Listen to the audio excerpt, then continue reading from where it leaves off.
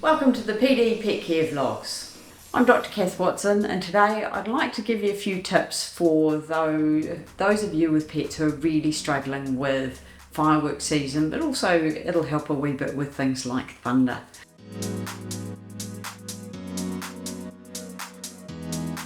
Here in New Zealand, fireworks are currently restricted to being sold around Guy Fawkes, so 5th of November. So that's the only, there's about 3 days, it's the only period you're actually allowed to buy fireworks. However, there's no restrictions on when those fireworks are allowed to be let off.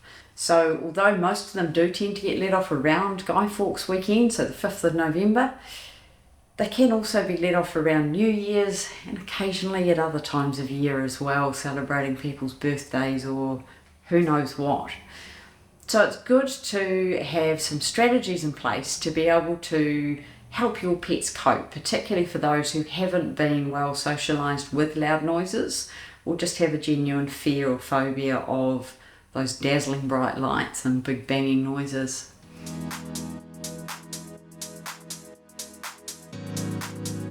So what are some of the things you can do to try and help your pet feel safer, or maybe help distract them from what's actually going on?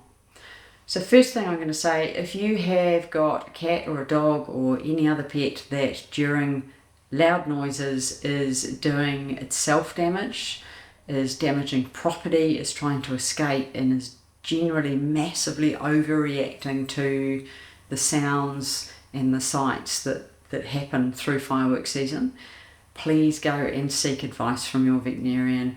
For those animals that are really getting into that true phobia of loud noises and the bright lights and so on, they need more than just these other suggestions I'm going to give you. They're going to need some medication to help get them through, particularly if it's coming up really soon. But also they need a bit of a plan for what you're going to do for future and helping them learn to adapt to cope with those loud noises. So please go and see your veterinarian. There are medications that can be very effective. Sometimes they take a little bit of time to work, and like I say, there's behavioural modification that needs to go with it. There are also various over-the-counter type preparations which can help, but for true phobia you're going to need more than that. So for those cats and dogs that just end up shaking, wanting to hide, acting fearful and not unreasonably, because it does to them seem a little bit like the world's ending, even if it's not going to, how are they going to know? So what can you do to help them feel a little safer? Well, number one, bring them inside. Close the doors, close the windows, close the curtains, dim the lights, all that stuff that tends to make us feel really snug in our own safe place. By closing the curtains and dimming the lights, you're going to reduce some of that bright visual stimulation that happens with fireworks.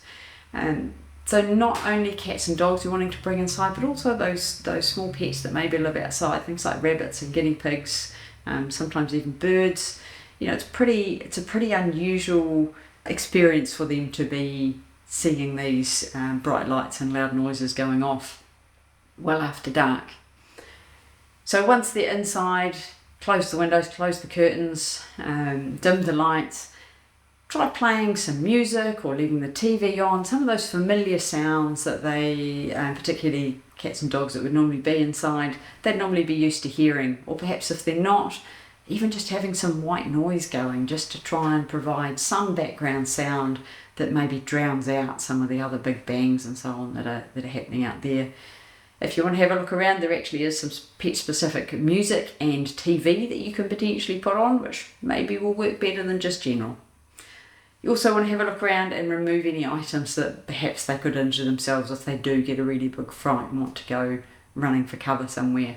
So that would be sharp objects and obviously anything you don't want to get broken if it was going to fall off.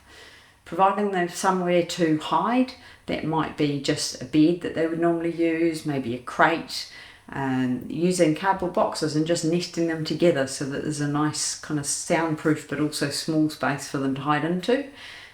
Providing some clothing that perhaps you've worn that smells kind of good and like you helps provide a bit of reassurance as well. For dogs, giving them exercise early in the day, making sure they're getting plenty of stimulation during the day, they're much more likely to be tired and wanting to rest by the evening. But if they are still getting really wound up and clearly a bit agitated, be calm and consistent yourself. It is okay to reassure them. You don't want to be being too over the top in your reassurance, but you don't want to ignore them either. Think of yourself in that case where you get upset or fearful about something. The last thing you want to do is be ignored. But having somebody go over the top as well, that's not really consistent either. So the best thing you can do is be calm and consistent and stick to your routines. You can distract them with food, things like food puzzles, lick mats, that sort of thing, which take a little bit more time and are going to occupy them. Chew toys, and particularly toys that perhaps you only bring out when they are fearful, so that they know these are toys that they can really enjoy. Making sure, for just in case they do escape, that they're microchipped and that there's some form of ID on them so that you can be contacted if someone finds them out running on the street. So that's particularly for dogs and cats that might try and find places to hide. And then there's a bunch of other things which there's more and more things on the market which you can find, which you're going to have to spend a bit of time probably training them to use. But there's things like doggles. So these are glasses for dogs that help reduce some of the visual stimulation, calming caps that help reduce again the visual stimulation, some of the sound, noise cancelling headphones. You could potentially get noise cancelling kennel made, so all those sounds are drowned out for them. So again, if you got to the point where you've got a pet who you're really struggling with and you're concerned that they're damaging themselves or going to damage themselves or going to damage property, it's really getting beyond the point where these things I've talked about are going to help them, please go and seek veterinary advice. There are some good medications out there. Ideally, go and seek advice well before fireworks season, but even short notice, there are some things we can do to help dogs and cats in particular cope better through fireworks season, and then we can all enjoy that visual spectacular.